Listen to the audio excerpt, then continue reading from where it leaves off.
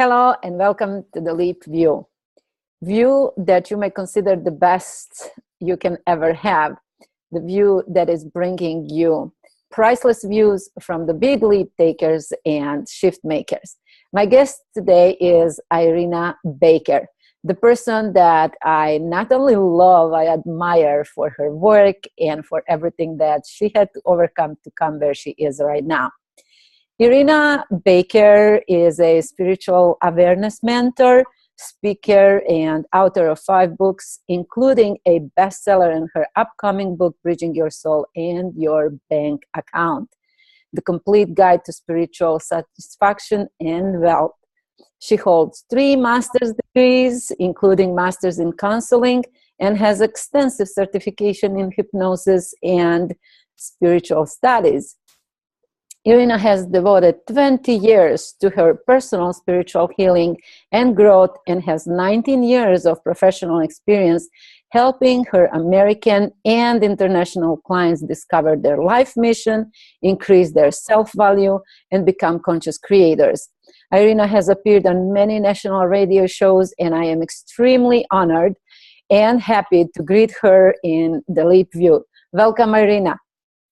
Thank you, Biljana. I'm so happy to be here. Thank you for your invitation. You are very welcome. My absolute pleasure to host this meeting and to invite many others to view it and not only to learn from, but actually be enriched with very practical ideas, suggestions, and steps that they can take in order to increase their self-value, their conscious creation, and their spiritual awareness.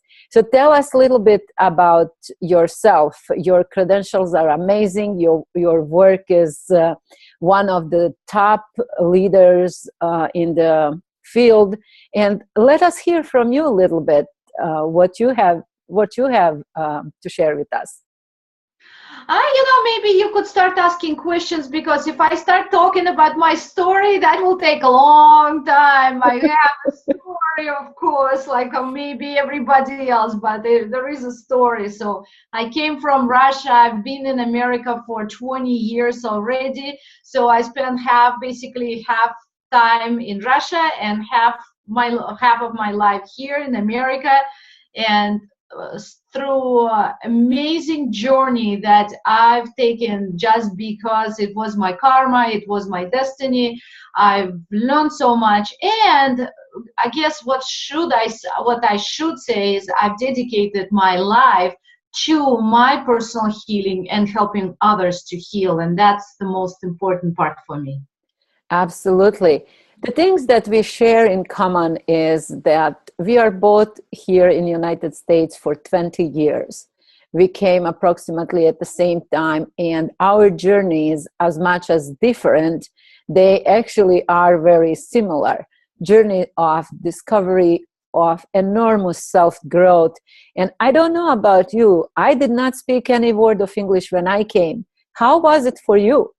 Wow, you've really progressed and really learned, and I admire that, by the way. It's thank you. An amazing achievement, in my opinion. I came to America with a master's. I had 2 masters earned in Russia, so one of them was in English, linguistics, English as a second language. So of course people say, oh, you speak with an accent. Well, accent, as you know, will not go anywhere, because I came highly educated, as you did too. We came highly educated in that language, where in my case it's a Russian language. So the accent has already been established. And now, funny part, yesterday a friend of mine called me from Russia to say happy birthday. And as I was listening to her wishing me happy birthday, I started recognizing how Russians always roll their R's, because that's what we do. And she was really, of course, she was speaking normal language. She doesn't know any better, right? And every time she would pronounce happy birthday, с днем рождения. And I was laughing because it's such a difference. Well, happy birthday, and with the Virginia. I remember speaking Russian when I came to States, and it helped me because through the schooling I learned Russian, and I spoke it when I came here to the United States. Um, it helped me to get through the first days until I started learning English. What other things I consider that we have a lot in common is the risk taking, ability to take risk, and actually ability and willingness to take huge leaps of faith. My coming to States is one of the biggest leap of faith that I took in my life with my family. And I know one of yours is also coming to States. But tell us a little bit about other huge leap of faith that you had. I remember you talking about getting rid of all your possessions in order to speed up the spiritual growth. Tell us a little bit about that, because I consider that a huge step that not everybody is willing to take. And I've never shared it publicly to anybody, so you're putting me really on the spot here. And I guess it's time has come to share. And on a side note, I was laughing once. I was talking to a friend of mine who was saying, I love challenge. I want challenge. And I said, you know what? I'm so sick and tired of challenge because I had it so many times that I don't care about challenge anymore. It just comes. I want it easy now. I want it easy. So if you need some challenge, go some other place. But that's what we were talking about, some schooling or some work maybe. I don't know. But yes, it was actually 2002, I believe. And it was time when I was already, by that time, I was very firmly established on my spiritual path, and I was following my divine guidance, which is my major thing about my life and what I teach other people about, how to really speak with the divine and really hear the divine, and most important, follow the divine lead. And a lot of times divine will lead you in the opposite way of what your logical mind will say to you. So, and it's such a drastic change that you have to really turn and really trust. And that's what I've been developing all these years, the trust in the divine. And so at that year, I was finishing a chapter of my life, because I can see, looking back, that our life, everybody's life, consists of chapters. It's my understanding. And so that chapter was ending. I've done some major growth and I needed to finish. So I guess divine decided that I needed to finish on a grand finale. And I received a clear divine guidance that I needed to let go of material possessions, such as I was all by myself at that time. I was not married. I was renting half of the house, so I didn't have a family. And I want to disclaim, I want to have a disclaimer right now, so don't follow my path. That was my path. That was my personal development. And I'm glad I've done it, but everybody has their own path and trust. Of course. And so I needed to let go of absolutely everything. And for us Russians, as in Russia, what was very important at that time was my clothes. For some people here in America, usually it's a house, but in Russia we didn't have per se house. We had flats, apartments, but it wasn't that important. What's important was the clothes that you have, and the better clothes you have, the better basically your status is, I guess, that on that level at that time. That's the word.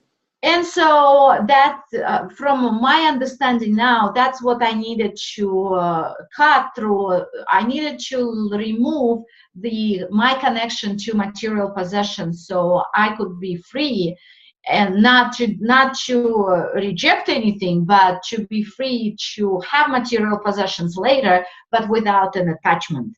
And so at that time, divine did not explain anything. It just was, the guidance was clear. Let go of everything, including the car. give notice, quit the job. I mean, everything. At that time, I was a mental health counselor and an instructor teaching at the college. So I needed to quit everything there. So I had to close everything I had at that time. The job, actually, I really loved what I was doing. I was about to be offered actually a much better position, and I had to let it go.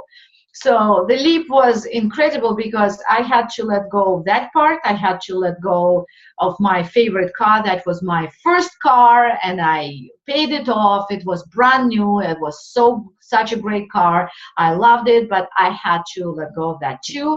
All my jewelry, diamonds, everything I had, and of course clothes. So I had to leave the place where I was renting. I gave notice, I was leaving, and actually I was taking a flight to another city. At that time I lived in Florida, and I was leaving Florida as well. I did it all by myself, and what I remember was I didn't even have a purse with me. I just had a jacket on. It was pretty yellow color, maybe now I never wear yellow. Maybe subconsciously I don't want to repeat that experience.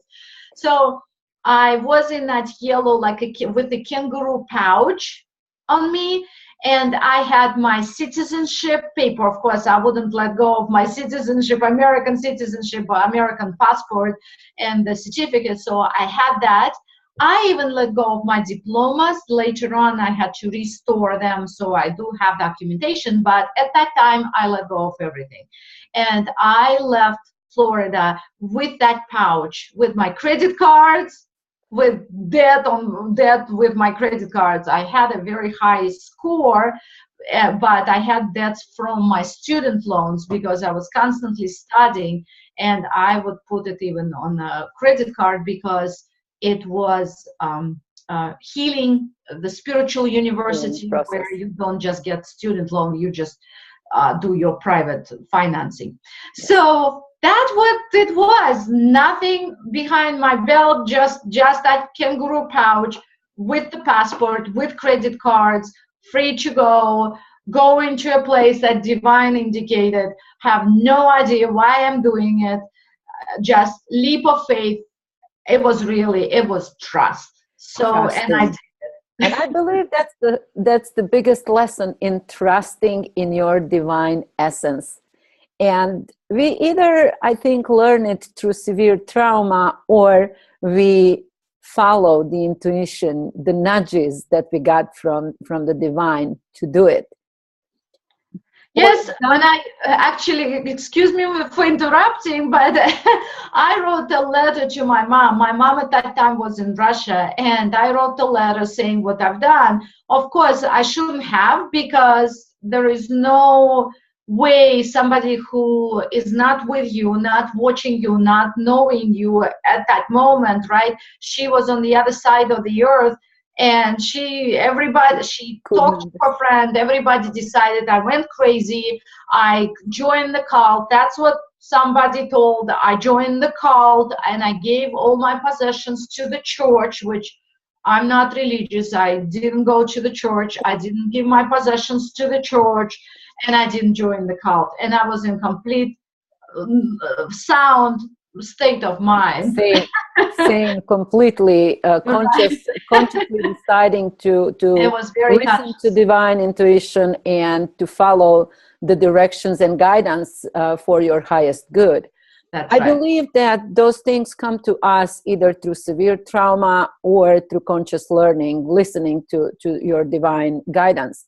Mine came through the war when I left the seized city of Sarajevo in Bosnia with my 4-year girl at that time. I had her in one hand and just the diaper bag in the other.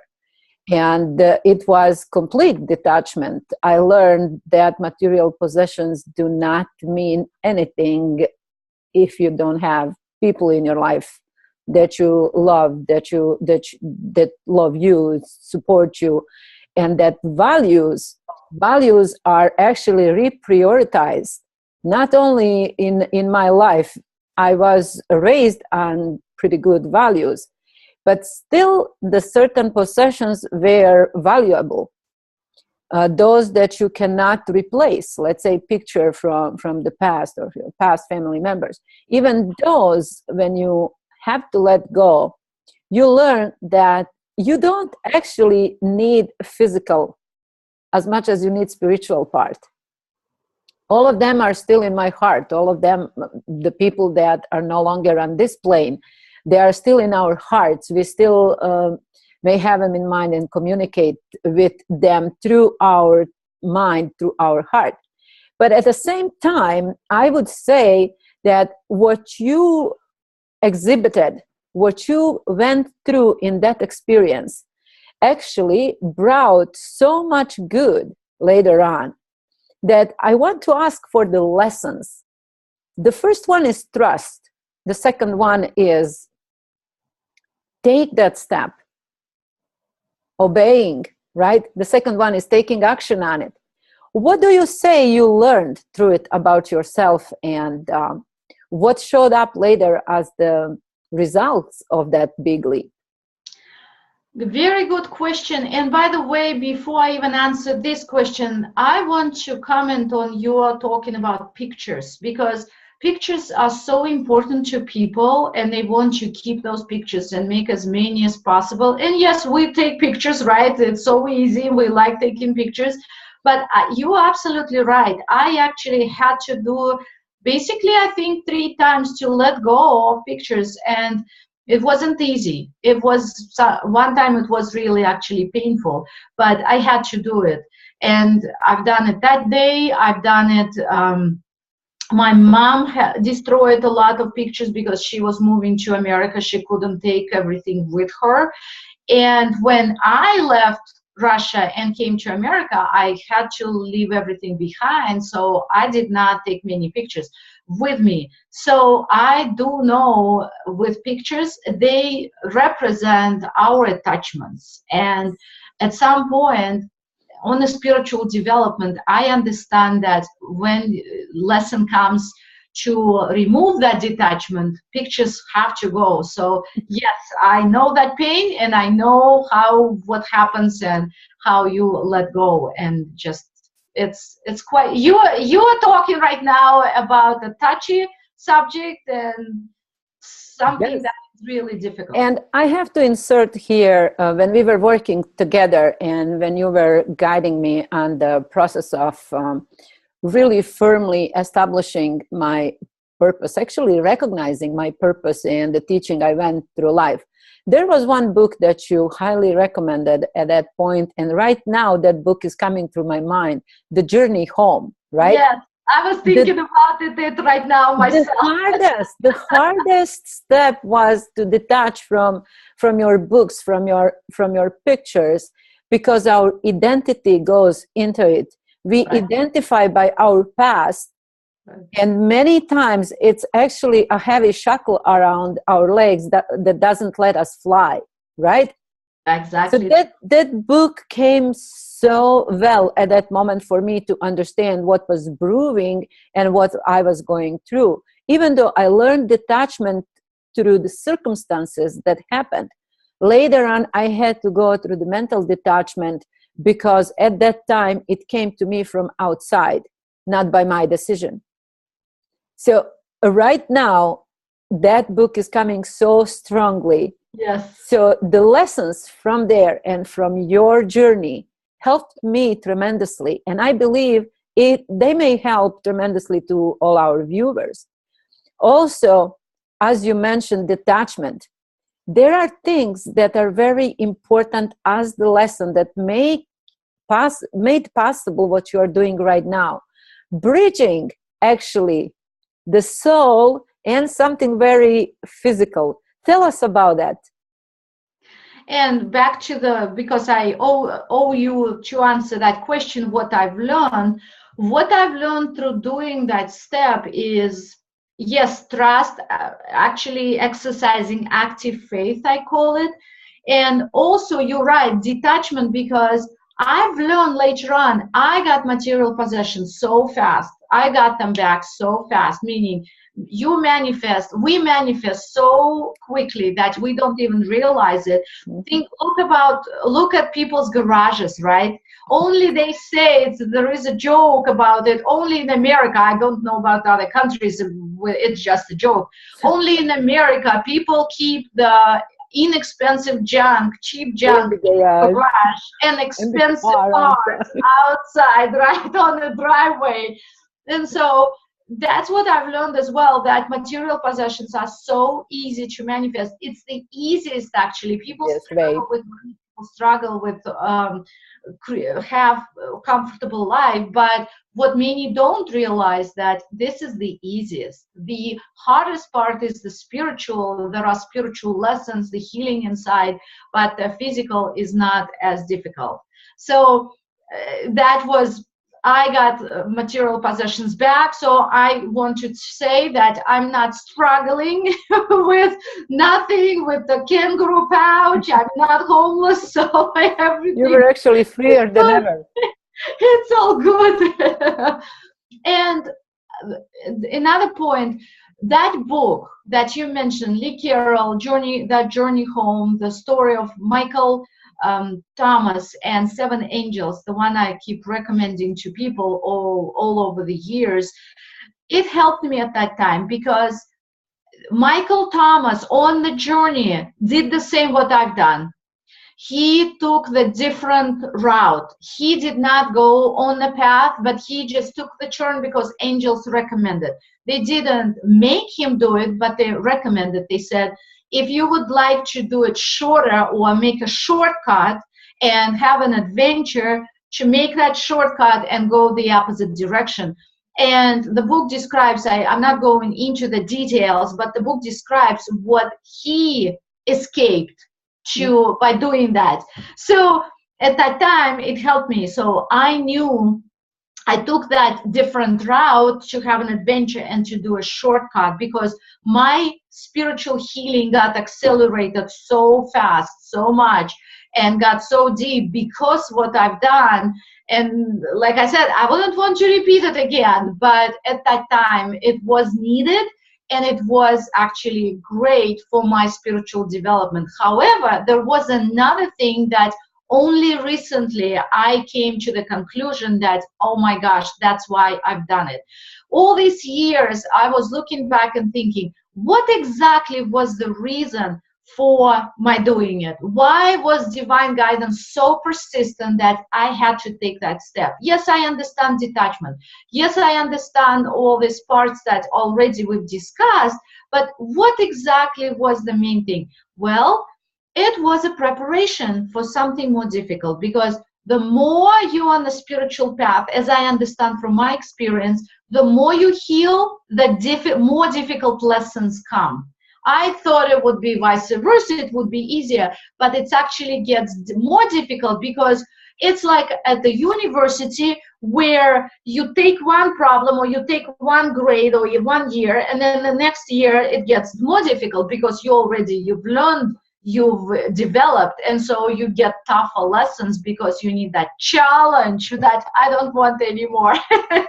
I'm totally ready to have it easy, right? Right. And so I wouldn't say final, but my recent lesson was actually based on what I've learned before, and this time it was even harder. So I took that knowledge and that feeling and that experience I've experienced at that time, and I applied it to my recent situation, and that's how I was able to actually be victorious in my more difficult lesson, in my more difficult condition than before, and really get it down and really learn the lesson and be victorious. So there is always a reason, and it's not enough, I believe, that just to say, oh, there is always a reason and leave it like that. No, I want to know the reason, and I always do. So I get the reason, because if you ask, you get the answer. You get it. You get the answers. Yeah. One of my answers when I needed the help with the lesson that I was presenting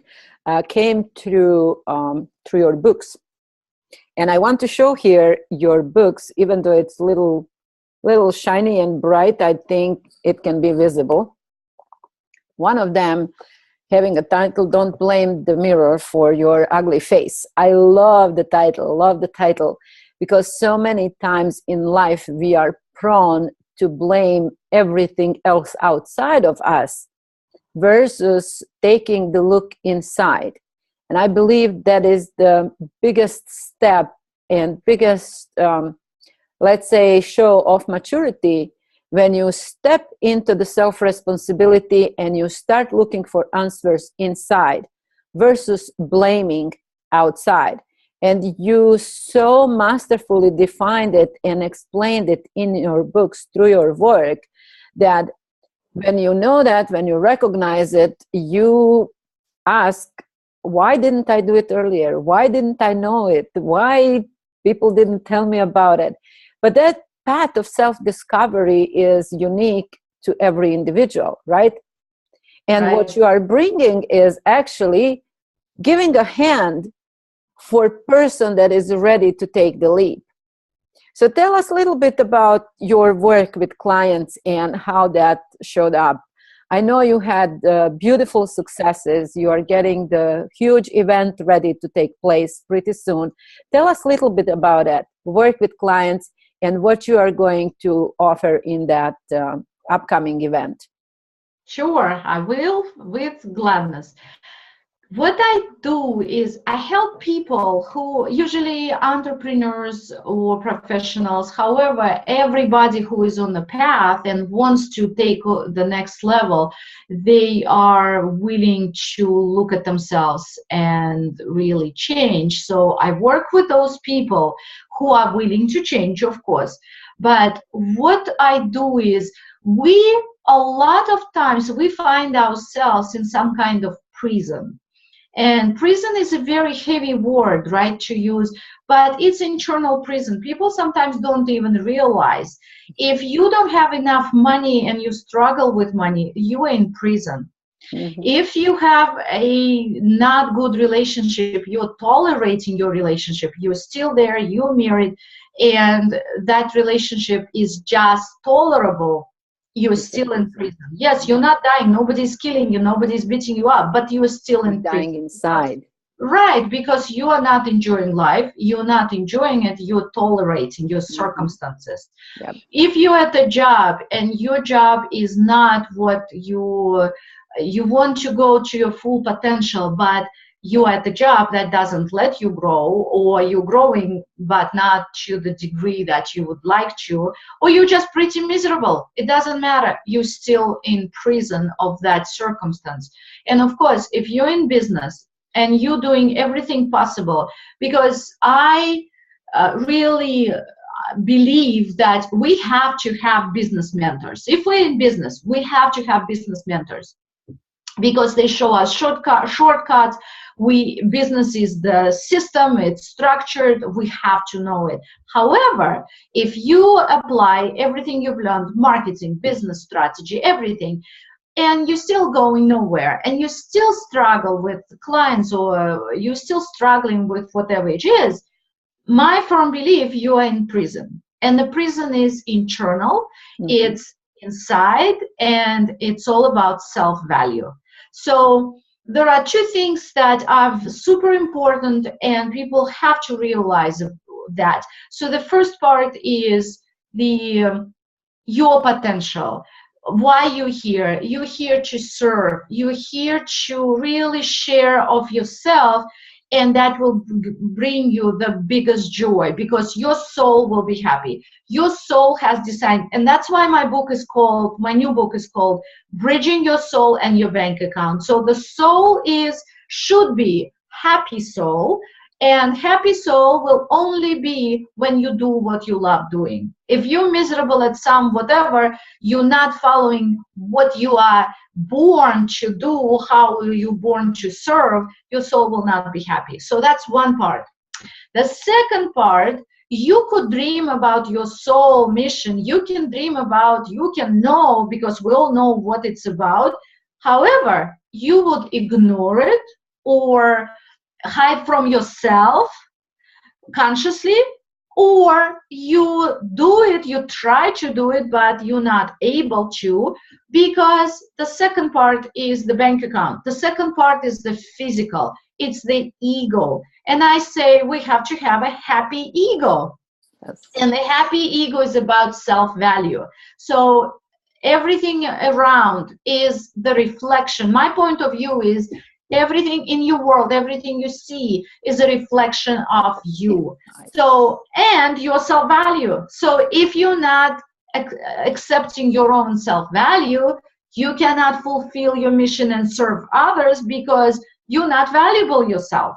Meaning it's not true, but you believe it's true. You believe so it's true. Is that Yes. you think that I came to conclusion that we must work on? And I believe that the shortest path to show what person thinks about her or himself is through the person's idea about money and bank account. Wouldn't you say so? We have Absolutely. such ideas about the money that were implanted in us when we didn't have a choice to say even if we like it or not, if it's going to serve us or not. And for millennia, those ideas were kind of inherited from generation to generation without much effort to really question it, right? And now when you are saying bridging soul to your bank account, I see huge resistance in people when I talk about things like that. Absolutely. People are so quick to resist it. They don't realize what money actually is. Energy, the idea that helps us exchange the energy and keep the circulation of the energy going. When you ask around and see, okay, what does soul has to do with money? You can get in trouble with people, right? How much they want to fight for their views. That's why I say, if you see it from the leap, that point of certainty and trust, it gives you 360 view, three-dimensionally.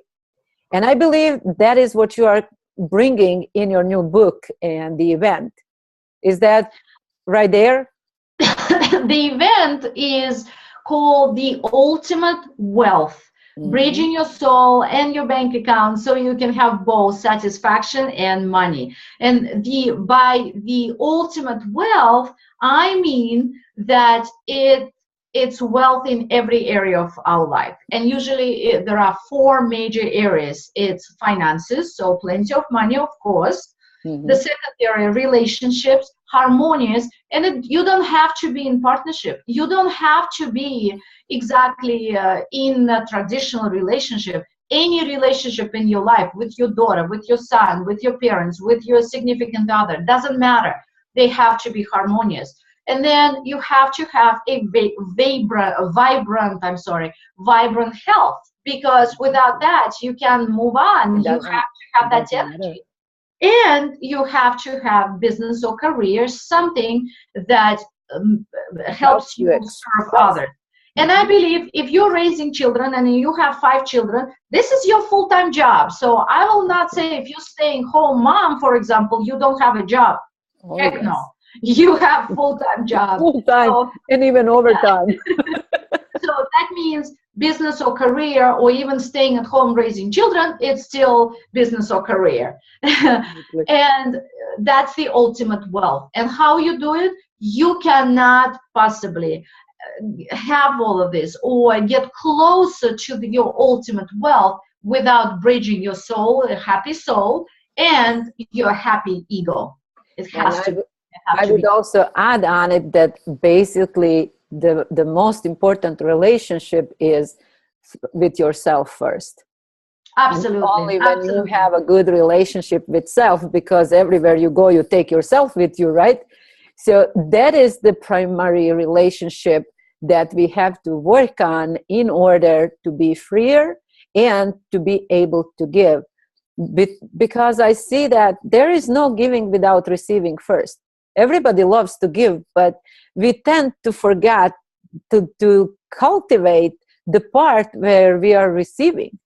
Without receiving, you don't have anything to give, right? That's right. Christmas season. Everything is about giving. Give, give, give. What are your gifts? What to get the needy, the this and that, your friends and everybody. And it's great. We do give and we start with giving. But where is the season of receiving? We say thank you at Thanksgiving, but where is the really season of receiving? What is it you receive? Exactly. So there is no such thing. And Exactly. you nailed it, Biljana, about your relationship with yourself. And so at my event, the ultimate wealth, it's and I started saying website satisfaction and wealth. I got used to already this working name. Um, it's about relationship with yourself. And when you talk about relationship with yourself, guess what? Part of it, or you are God. So I'm saying here, like Shirley MacLaine was talking about it 17 years ago or so, when she was jumping, she was happily standing on the beach in her movie out on a limb and saying, I am God, I am God. And at that time, I was celebrating with her because I believed in it. And people whom I would try to talk to about it, they thought she was crazy, but she wasn't crazy. She They wasn't. were not aware of it. So now it's more acceptable now. So people know that. And the event is about opening or creating the direct channel to the divine. And it's inside. So what's the relationship? What is this about? Relationship with yourself, relationship with the divine. Absolutely. Absolutely.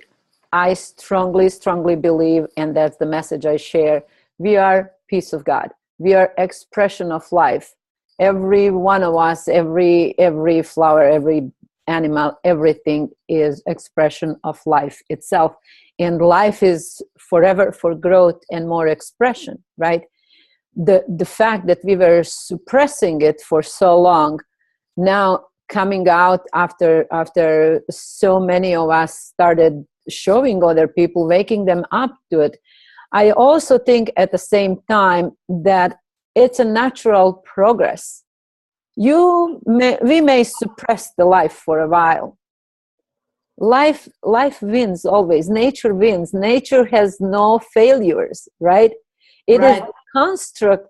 Because we were given the choice, it's a construct that we jailed ourselves in order to learn it. I believe so. I believe everything is learning. I believe that we are all perfect. We have greatness in all of us. Every life expression is actually perfect essence of life. Call it God, call it divine, call it light, or any word that suits you. It speaks about the same, right? We celebrate life. We celebrate this universe that is actually a life-giving universe. And in that process, being rewarded for that is something that people still reject because of their self-value, right? So when we put the self first, it's time to teach people it's not selfish, it's necessary, right? That's right. Awesome. Awesome. A few more words on the end, where we can find the information about your event and more about you.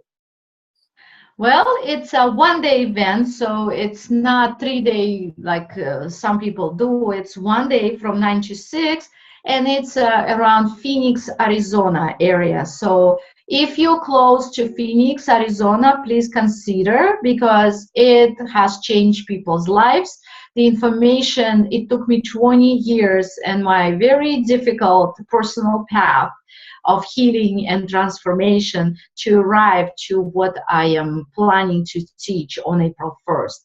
So for more information, please go to satisfactionandwealth.com and you will find out what it's all about. And I will put 3 points. The first point is I will teach, and it won't be just boring teaching. You sit in there and fall asleep. There will be activities, DJ. It's a fancy style event. So the first point is how to really find a true relief from worries, struggles, and feeling of never enough. Because no matter what we do, I'm sure you can even think of some very rich person who still works himself or herself to death because she or he feels that she doesn't have enough of something inside. And so it doesn't matter if you're poor, if you're middle, or you're wealthy, we still can pinpoint those people, or they know themselves that there is constant feeling of never enough, or struggle, or worrying. If I have financial planners will tell you the richer the person, the bigger the problem is. Yes. Poor, yeah. There is no problem. You have no money, so no problem, right? Of course, I'm joking because it's a different kind of problem. Yes, I understand that. Different quality of problems. Right. And the more money you have, the problem is, where do I invest my money? How do I not lose my money? Yes. Because I'm attached to my money. I don't want to lose it. And with the market, with everything. So many stories that 401k is going down and the market is going down. You name it, we've heard it all. Yes. And so problems are always there, it seems, but how do you really keep that peace inside and know that you are absolutely fine and really feel it, not just know intellectually, but feel it. So that's the first point. The second point I already mentioned, how to create your direct channel to the divine. Divine is inside. It's not the man in the sky. My 6-year-old daughter, actually, the other day, because I keep talking to her about how she incarnated and it's her life and God is light and we do affirmations. And so she said, is God a person? And I said, no, God is not a person. It's the light. It's radiant substance. So we talk about those things with my 6-year-old. And so how to create the direct channel to the divine where you are always protected and you feel it because God, the divine guidance is always there. You know, not intellectually, not from the book, because we all know from the book that God is always here. But do you really feel what does it mean? And do right. you really what does it mean to you and your life? Yes. And the third point is, I was thinking, okay, what practical can I give for people to just take it and run with it and do something about it right away? So I teach my creation formula, and these are specific steps how to make things happen. So these are the steps that everyone needs to know about, because that's how you communicate with God, with your divine, and make things happen. Become a conscious co-creative with the divine. So these are practical steps that everybody needs to know. These are the points of the event, and it really will be extremely beneficial and life-changing. Let me open up the website so our viewers can see it. I will go through the screen sharing here and open it up so people can see how it looks like in a moment. And here it is, the Ultimate Wealth, Bridging Your Soul and Your Bank Account in Phoenix, Arizona. So here you have a video from your huge event that you were speaking on, and people can find much more about the event and what is going to be presented, satisfactionandwealth.com. And for departing, let me ask you a few more things very, very briefly.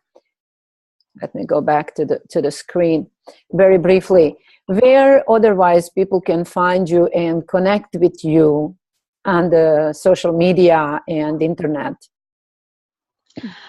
All social media channels, but I would like to offer a gift to people as well, for those people who are really interested who they are, what they're here to do, and find out whether they really following their life purpose. I call it soul purpose, because the soul designs what you're supposed to do here on earth. And for those people who want to find out, there is a free gift for you guys. And if you go to free gift from Irina.com, free gift from Irina.com, and Irina is spelled IRINA. You will find a quiz. It's a long quiz, so you will have fun. Those people who love tests and quizzes, so you will have fun answering the questions, because at the end you will know for sure whether you need to really find your soul purpose, or you're already following it and you're good. So that's my gift to you. Awesome. Free gift from Irina.com. Thank you so much. Thank you so much. That's an amazing gift. I went through it myself several years ago and remember loving it, being surprised with the occasional inability to automatically answer the questions, right? Because those are so deep questions that I wish I was asked so long ago, even 3-4 years ago, whenever I went through it, it was still good. And it really helped me realize that there is so much depth in every one of us. That is the most amazing, most exciting journey that person can embark upon. And on my path, I am very grateful that Divine sent you to my path. I am very grateful for this opportunity to share with others who helped me, who I love and support, and who I strongly recommend. We both are on the similar path of helping others, serving others, and we both know that there is no higher satisfaction than actually performing that work, no matter how hard it gets at the time. So with the pleasure, I thank you for being my guest today, and you are always welcome back to share with us what new and exciting projects you are working on. Thank you, Irina.